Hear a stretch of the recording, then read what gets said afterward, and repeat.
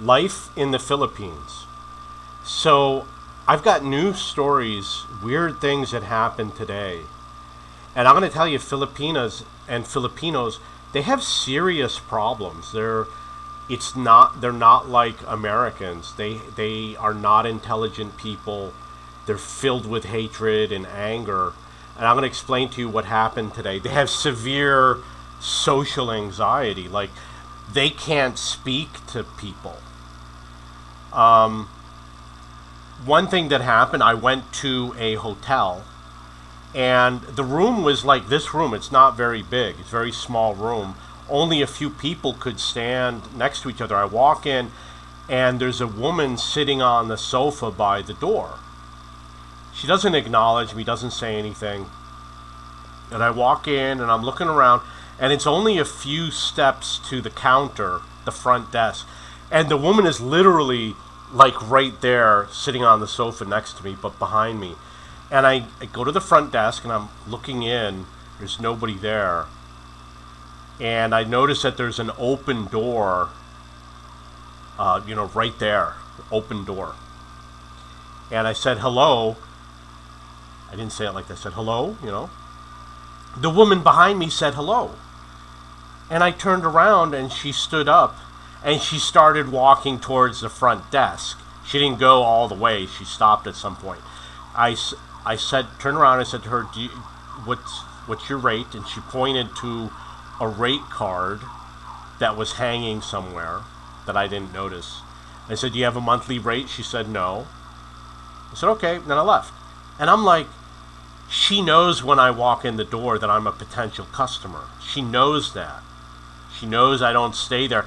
And the entrance to the rooms is not through that doorway. This is just for the front desk and their little lobby, which has a sofa seating for two people.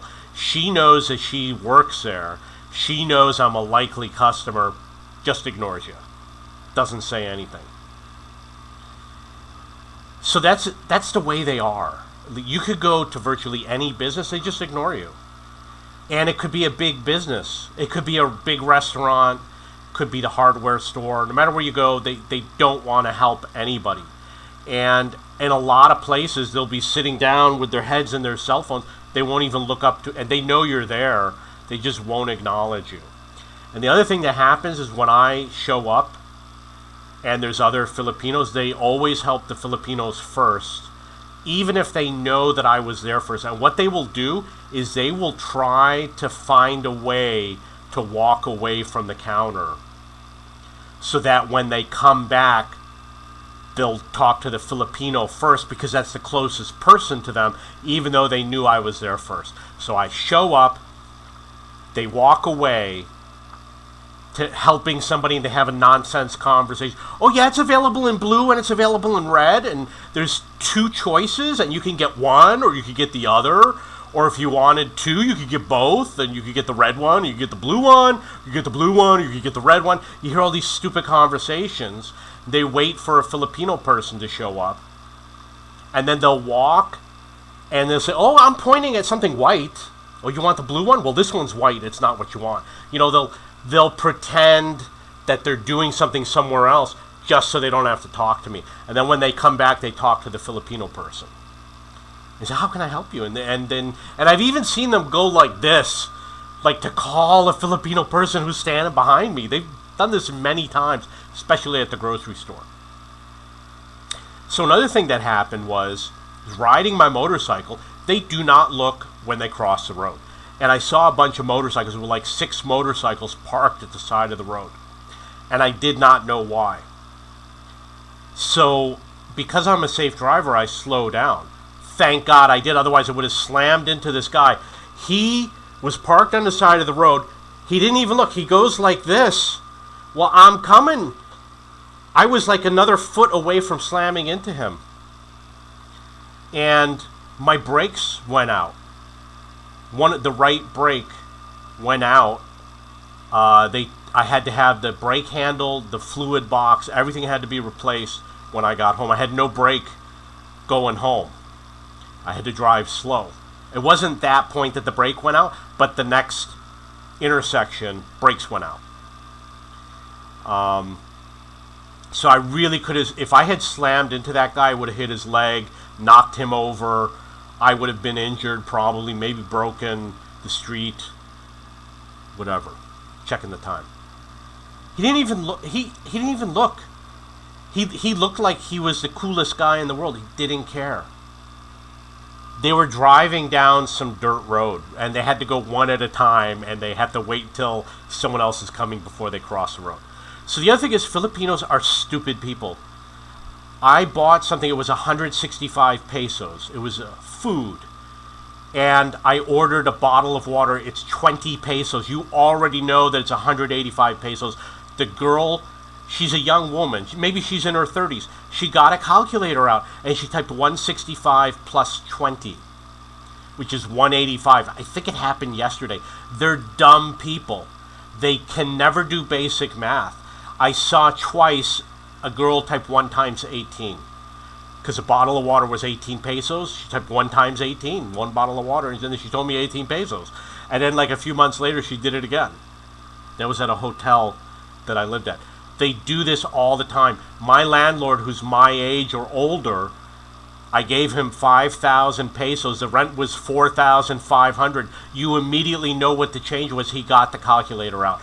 I saw him type 5,000 minus 4,500, and it said 500, and then he gave me 500. They're dumb. They're very dumb. When I go to the restaurants and I give them my order, they do it wrong like 95% of the time. You go and say, yeah, I'd like a Big Mac solo. That's how you have to say it. I don't remember how you say it in the U.S., but over here you say Big Mac solo. It means not a meal. Yeah, I'd like a Big Mac solo. With french fries? No, I want it solo. What do you want to drink? Give me a large Coke. You want large fries? Okay, that'll be a Big Mac solo, large fries, and a large Coca-Cola. Large Coke. Say, no, I don't want the fries. I want a Big Mac, and I want a large Coke.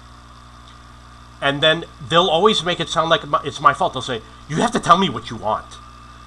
And if you say, I want 2 Big Macs and 1 large Coke, they'll say, okay, you want 2 Big Macs, 2 large fries, and 2 large Cokes. No, I want 2 Big Macs and 1 large Coke. They get it wrong over and over and over again, and they often have to call the manager over to erase what they put in it. And you got to watch them and tell them you did it wrong. It happens all the time.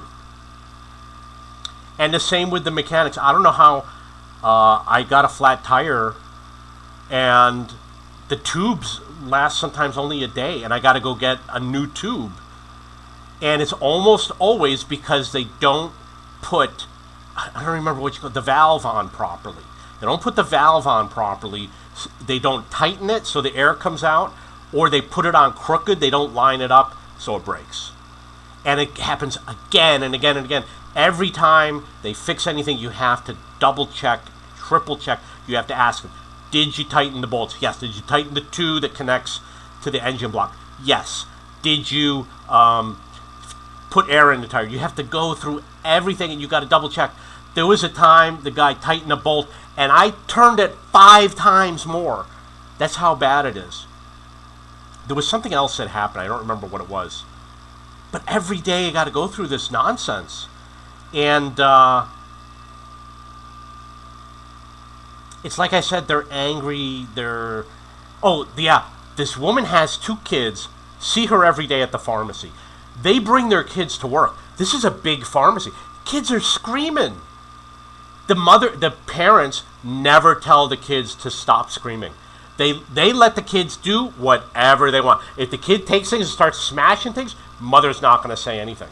And I see the mothers slapping kids. Like, it could be a 2-year-old. They'll slap him for anything. And I'm like, why did you slap that kid? He didn't do anything wrong. But when they're yelling and screaming, they don't say anything. When the sibling hits the other sibling, they don't say, hey, don't hit your brother. They don't say anything. The parents don't care. I was once, 11:30 p.m., kids blasting the audio from the cell phone. Mother doesn't say anything. We can't hear them talking. It's like, why isn't your kid asleep? They don't take care of their kids. Okay, I gotta go because of the 10-minute limit. And sorry to be negative, but this is happening. This is real.